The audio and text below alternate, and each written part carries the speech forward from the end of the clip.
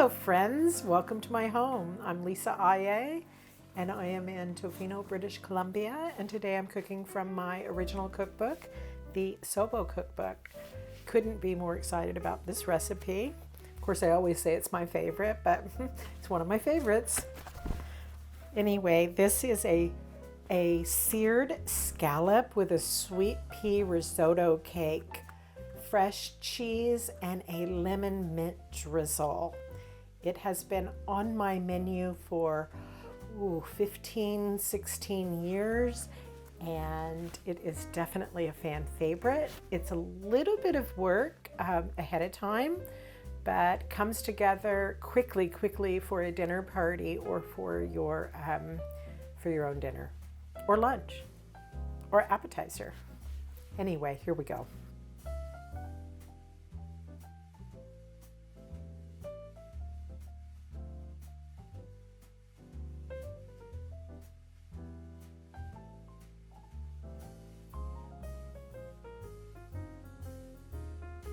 Okay, now so we're going to cook the risotto. I'm going to add my olive oil to the pan. And then I'm going to toast my arborio rice or coronoli rice, which is a short grain rice full of starch. So I'm going to add this in to the oil. So now I am doing what's called toasting the rice, getting it to smell a tiny bit like popcorn. You can see this little golden brown happening. And now I'm going to add my shallots. I am going to saute that down, allowing my garlic and shallot to become tender. I do not walk away from my risotto. I stay and I stir. So now I see that my shallots and my garlic are starting to tenderize. I'm going to add some local white wine, some dry white wine. And now the process of risotto is really starting. I am going to allow this wine to evaporate while constantly and gently stirring. And now, as you can see, the evaporation is pretty quick. So one of my key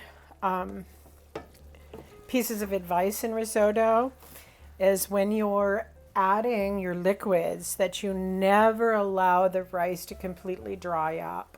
I add more liquid when it's still a little bit soupy. Another little slick trick is I always use a wooden spoon. Why do I always use a wooden spoon? I find that it doesn't break the kernels up as much, the rice kernels. It helps me keep everything fully and intact. Now, on this last addition of liquid, I am going to start to lower my heat, and I'm going to rapidly stir the rice in such a way that will force the last of the starches out of it. That is my binding power, plus it's really tasty. Finding any little strays that made their way.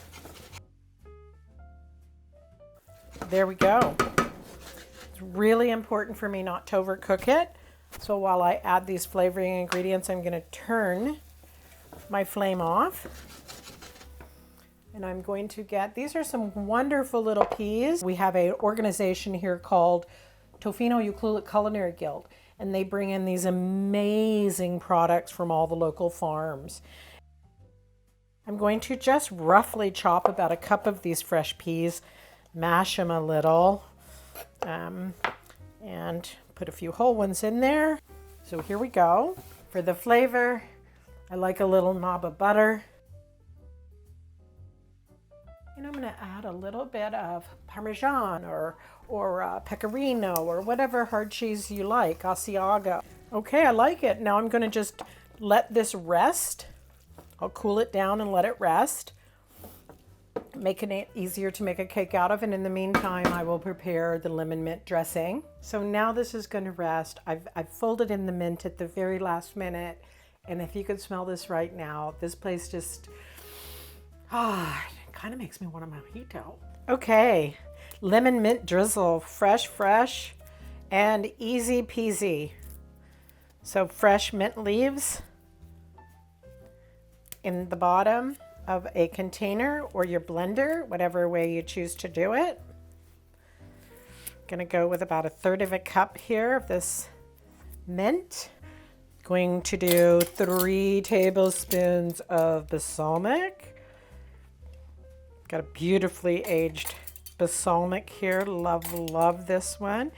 Again, this is by my good friends at Basil Olive Oil Company. Before I juice my lemon, I'm going to zest a little just to freshen it up. 3 tablespoons of roasted garlic. This garlic I've just taken out of the skins, and I put it on low stovetop and put it in olive oil until it's nice and soft and caramelized. Here we go with the lemons the way I like to do them, and the citrus. Oh, I didn't do very good there. Got a seed, but honestly, this is a great way to cut a lemon and not get a ton of seeds. Then if I want to brew a little pot of tea afterwards, I have my lemon already in it. Okay, immersion blender. Another one of my little friends here. This is a pretty small batch, so.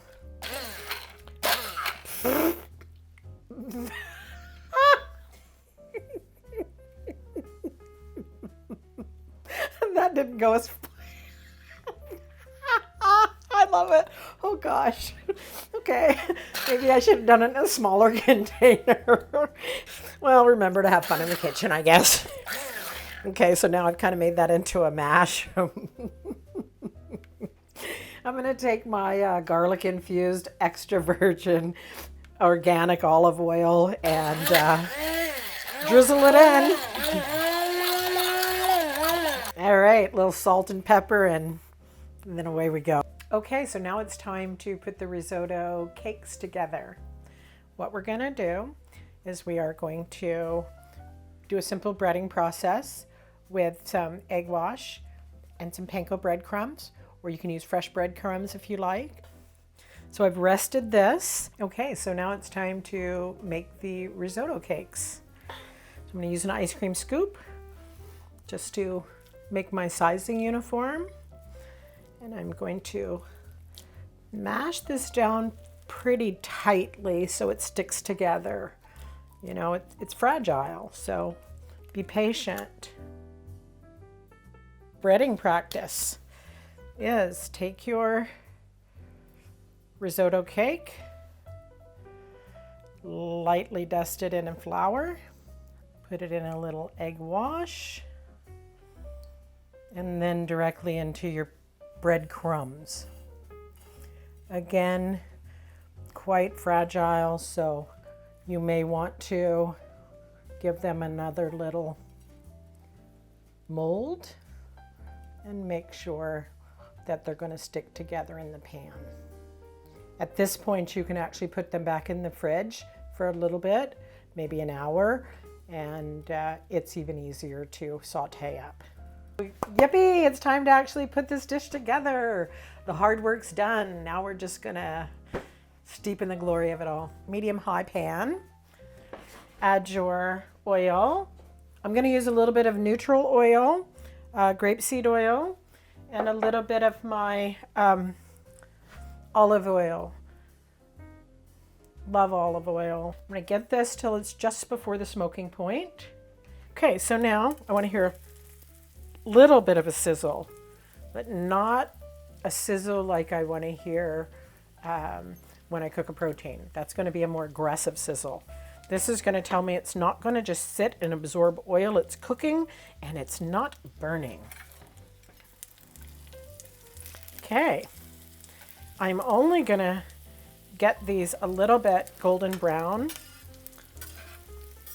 and then I'm going to finish them in the oven for a gentler cooking process. Okay, so now it's time to put this dish together and sear off our scallops. So I have got these gorgeous scallops. They are so nice and dry, and I say that because, see, I don't have tons of water in the bottom. Look for scallops. Talk to your fishmonger, but look for scallops that aren't pumped with liquid. You want what's called dry scallops, and that way all you have is the natural flavor of the scallop and not added water that helps the freezing process, okay? On the scallop, you have this abductor muscle, and you want to pull that off. So here I go, pulling that little muscle off while my pan is getting hot. I better check on that. Oh yeah, it's exactly what I needed it to sound like.